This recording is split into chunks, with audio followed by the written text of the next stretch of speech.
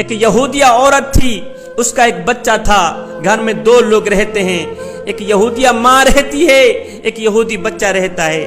امیری کا جنازہ نکل گیا، غربت عروج پر آ گئے، صبح کو کھاتے ہیں شام کے لیے نہیں ہوتی، شام کو کھاتے ہیں صبح کے لیے نہیں ہوتی۔ ماں کا ایک ہی لباس تھا، وہ بھی پھٹ گیا، جگہ جگہ سے جسم چھلک رہا تھا۔ یہ بچہ گیا چاچو جی کی چوکھٹ پر، دروازہ کھٹکایا، چاچو جی باہر نکلے، ہاں کیا لینا ہے؟ بچے نے کہا چاچو جی میری ماں بے لباس بیٹھی ہے، میری ماں کا ایک ہی لباس تھا وہ بھی پھٹ گیا ہے، اب تو جگہ جگہ سے جسم چھلک رہا ہے، خدارا تیرے گھر میں اگر کوئی پھٹا پرانا لباس پڑا ہو تو اٹھا کے مجھے دے دو تاکہ میں اپنی ماں کی زندہ لاش ڈھانپ سکوں۔ آئے چاچو جی نے جو رویہ اختیار کیا، بچہ روتا ہوا واپس کی طرف جا ہی رہا تھا کہ راستے میں سے ایک شخص مل گیا۔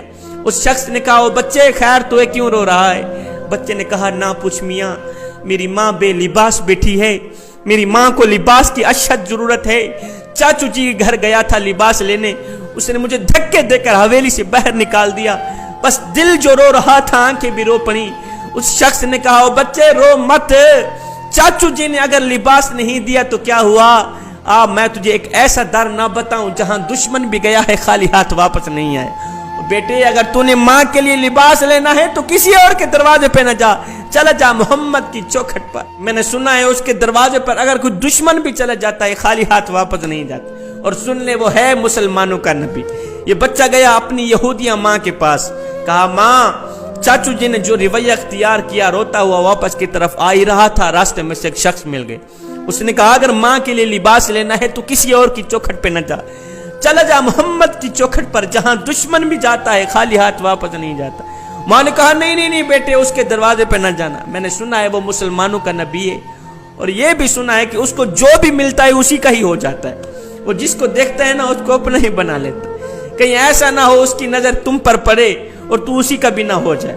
بچے نے کہا نہیں ماں میں مذہب کا پکا ہی رہوں گا، جاتا ہوں چادر لینے، چادر دے گا تو دے دے گا، لباس دے گا تو دے دے گا، نہیں تو اسے پہلے بتا دوں گا میں تیرے کلمہ نہیں پڑھوں گا۔ یہ بچہ گیا، اس نے صحن حرم پر قدم رکھا، کیا دیکھتا ہے میرے کریم نبی رحمت والی چادر اوڑے ہوئے بیٹھے ہوئے ہیں۔ میرے نبی نے جب اس بچے کو دیکھا، بچے کا دل رو رہا تھا، نبی نے فرمایا بچے تو کیوں رو رہا ہے؟ اور تجھے کسی نے مارا ہے؟ بھوک لگی ہے روٹی دوں، پیاس لگی پانی دوں؟ کہا پہلے بتا دوں میں تیرا کلمہ نہیں پڑھوں گا، میری ماں نے مجھے روکا ہے اس کا کلمہ نہیں پڑھنا۔ میرے نبی مسکرائے، میرے نبی نے فرمایا اچھا نہ پڑھنا کلمہ، یہ بتا کہ تو کیسے آیا؟ کہا میری ماں بے لباس بیٹھی ہے، میری ماں کو لباس کی اشد ضرورت ہے، اگر تیرے پاس کوئی چادر ہو کوئی پرانا لباس ہو تو اٹھا کے مجھے دے دو تاکہ میں اپنی ماں کی زندہ لاش ڈھانپ سکوں۔ ہائے میرے کریم نبی نے جب سنا اس کی یہودیہ ماں بے لباس بیٹھی ہے، اس کو لباس کی اشد ضرورت ہے، تو میرے کریم نبی نے اسے یہ نہیں کہا اوے دفع ہو جا، میری مدد تو صرف میرے مسلمانوں کے لیے نامیہ نہ۔ میرے نبی نے جب سنا کہ اس کی ماں بے لباس بیٹھی ہے، اس کو لباس کی اشد ضرورت ہے، تو میرے کریم نبی نے وہ رحمت والی چادر اتاری، بچے کے ہاتھ میں دے دی، بچہ دوڑتا ہوا گیا، گھر میں ماں لیٹی ہوئی تھی، بچے نے جاتے ہی وہ رحمت والی چادر ماں کے اوپر اڑا دی، جیسے ہی رحمت والی چادر ماں کے اوپر آئی ماں کے دل کی دنیا بدل گئی۔ ماں نے کہا بچے کہیں مذہب تو نہیں دے کے آ گیا اور کہیں دین تو نہیں دے کے آ گیا؟ کہا نہیں ماں نفع کا سودا کر کے آیا ہوں، مذہب بھی بچا کے آ گیا ہوں، دین بھی بچا کے آیا ہوں، چادر بھی لے کے آیا ہوں۔